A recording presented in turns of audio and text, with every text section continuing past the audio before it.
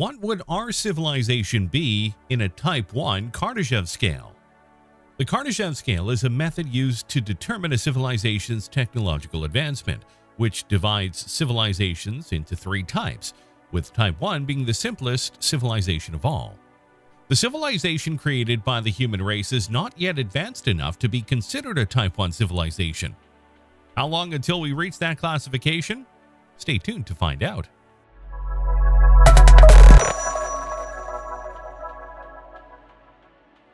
Astrophysicist Nikolai Kardashev developed the Kardashev scale in 1964 to determine some characteristics that would facilitate the search for extraterrestrial life.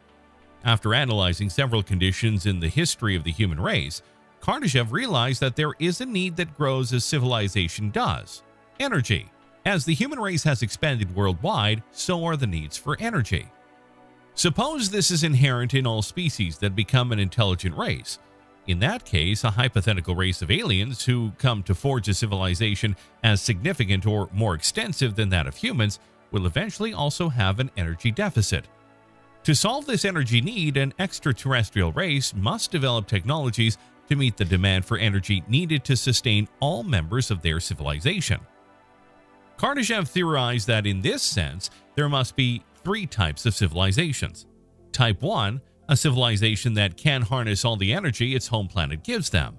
Type 2, a civilization that can harness the energy of its entire solar system.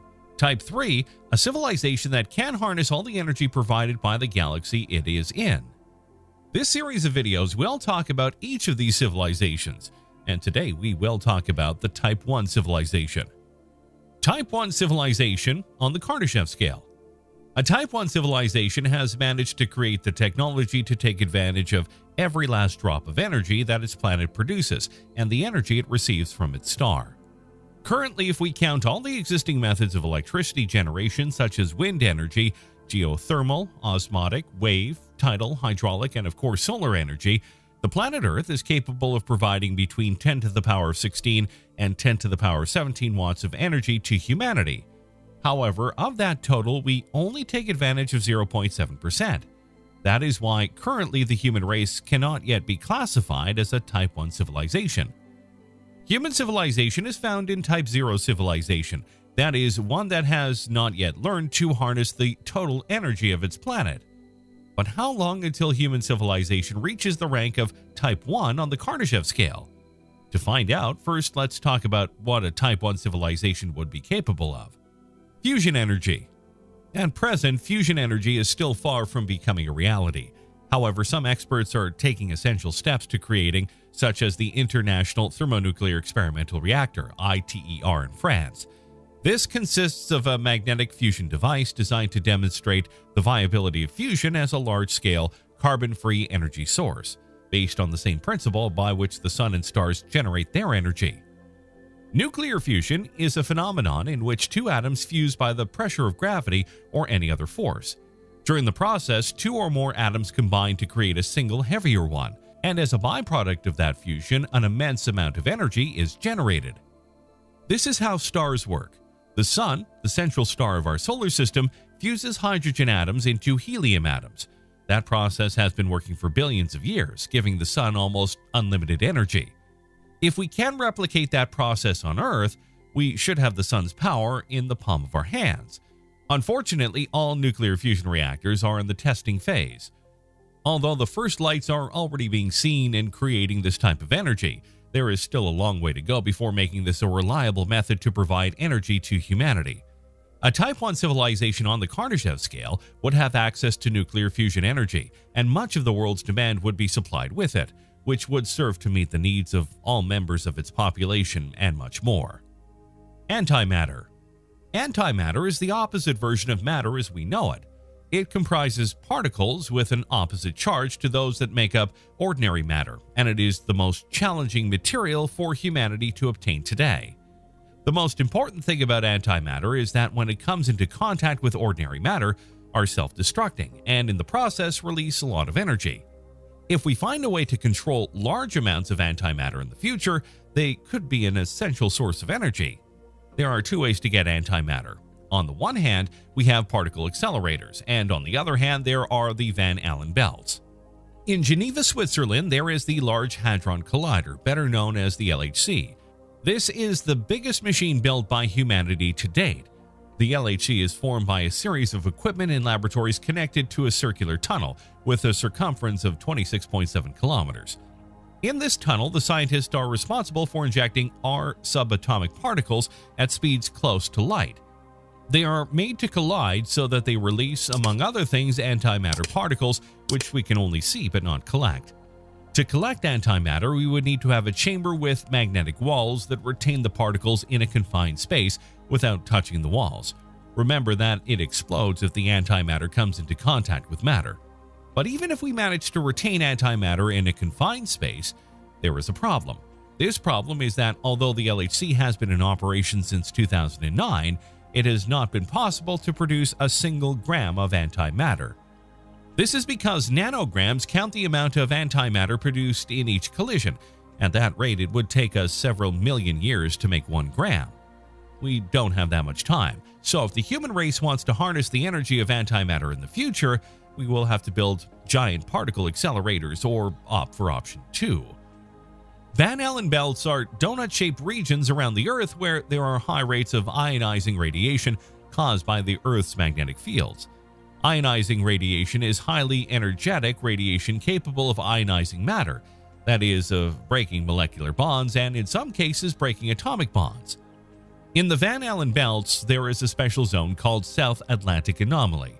In this section of the Van Allen belts, the radiation is substantially higher than in the rest of the rings, so astronauts are prohibited from passing through those areas when they perform space flights, since doing so would put their lives at risk.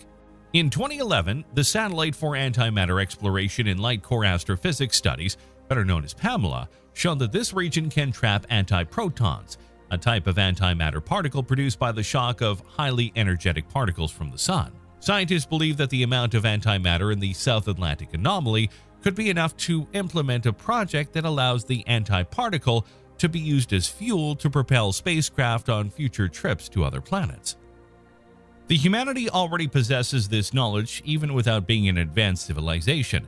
In that case, it means that a Type 1 civilization on the Kardashev scale should be able to harness antimatter at will, produce it in large quantities, and use it for the purposes that suit it best, from supplying energy for cities to fuel for spacecraft or even for land vehicles. As we mentioned in a previous video, antimatter is the best fuel when you want to make trips in space, as it is super light, efficient, and provides truly incredible amounts of energy. Renewable energies. One of the most remarkable aspects of the modern era is the goal of getting closer and closer to renewable and environmentally friendly forms of energy generation, and leaving behind the energy from fossil fuels that pollute the world so much.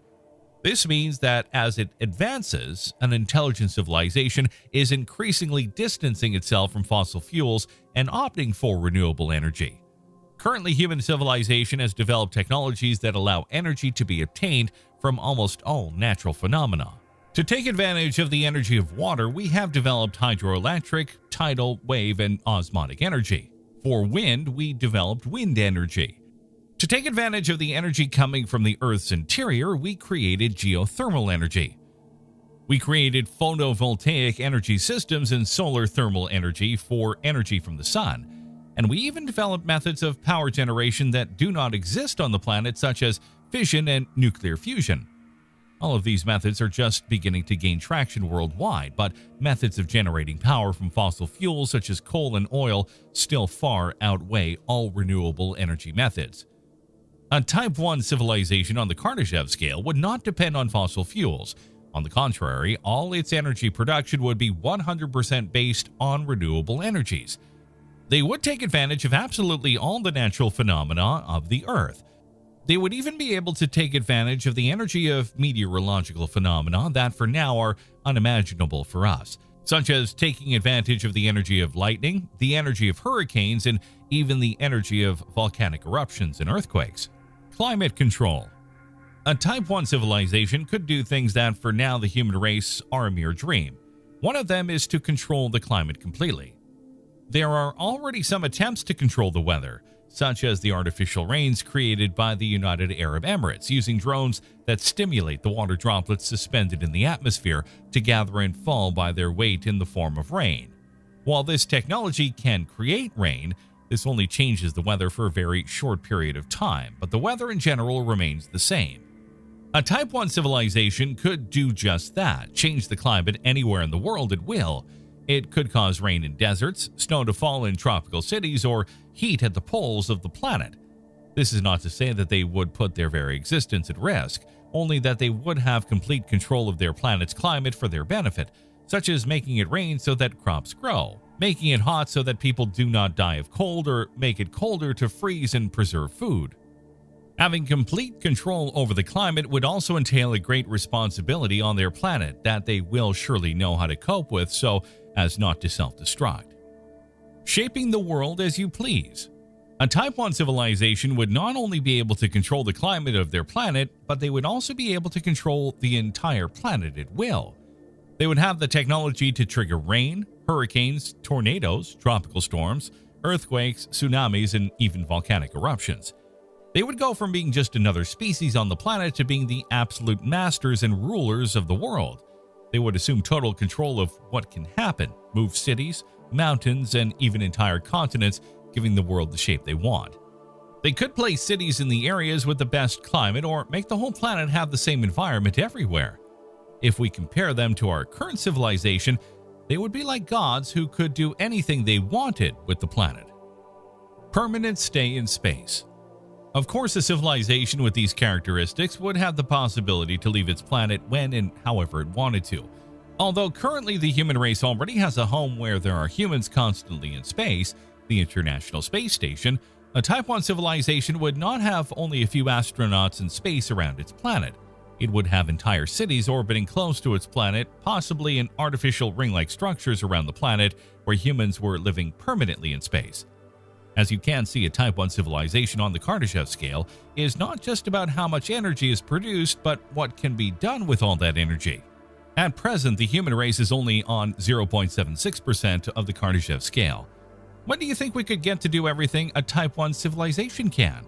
According to scientist Michio Kaku, at the rate at which humanity is progressing, humanity could become a Type 1 civilization in about 100 or 200 years.